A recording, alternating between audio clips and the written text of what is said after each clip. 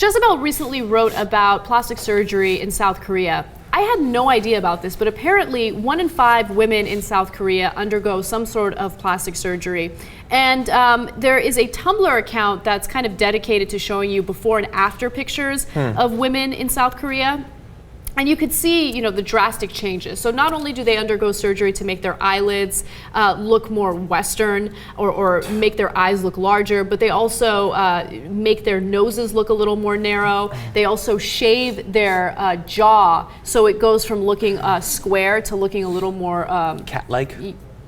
I don't know if cat-like is right. Or something. Yeah, Kristen so Bell. to have a more defined jaw. So you can see from the pictures that they go through extreme lengths. So the question is, are they trying to be more Western or Westernized, or are they trying to look more American? Apparently their idea of beauty is kind of similar to what Americans consider beautiful, which is skinny, you know, light skin supposedly. But I think people in America also appreciate tans, and of course they do. That could change in the future, but. And there was one woman who was asked about whether or not these are Western standards, and she basically says, no, it's not. One of the big reasons Korean women get surgery is not to look white. Koreans and Asians in general, not trying to be rude, but could care less about being white, but want to enhance their beauty.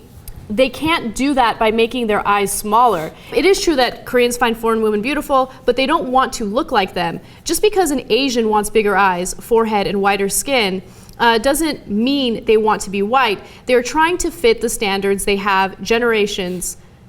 Certain foreigners just happen to fit the standard as well. Yeah. That's what they're saying. I understand why they're saying that. I don't really buy it. I do think that in that part of the world there is this idea of beauty, and I think it's somewhat based on the movies and the magazines that have been transported over there from America and Europe, I suppose. I think that probably is changing over time, and as these countries develop, and some of them are incredibly developed, possibly even more developed than our own, I think that eventually they'll have their own standards of beauty that are somewhat divergent from ours, and hopefully we'll be a little bit closer to what these people actually look like.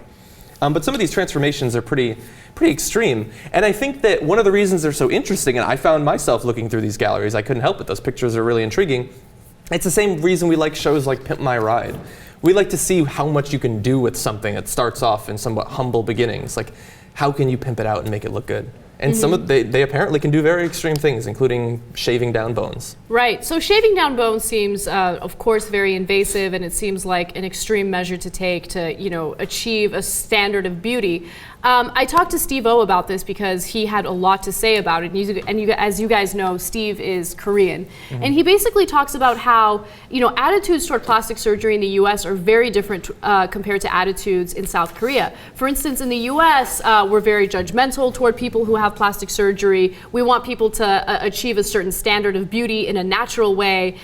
We expect women to wear makeup. Right? We don't judge women for wearing makeup. In fact, we expect them to do it. But if they have plastic surgery, all of a sudden we demonize them. In South Korea, the thought process is, well, if I have the means and the ability to improve myself, both intellectually and physically, why wouldn't I do it? So they have a much more, I guess, relaxed or much more open-minded, you know, vision or thought process when it comes to plastic surgery. Yeah. I mean, I got LASIK.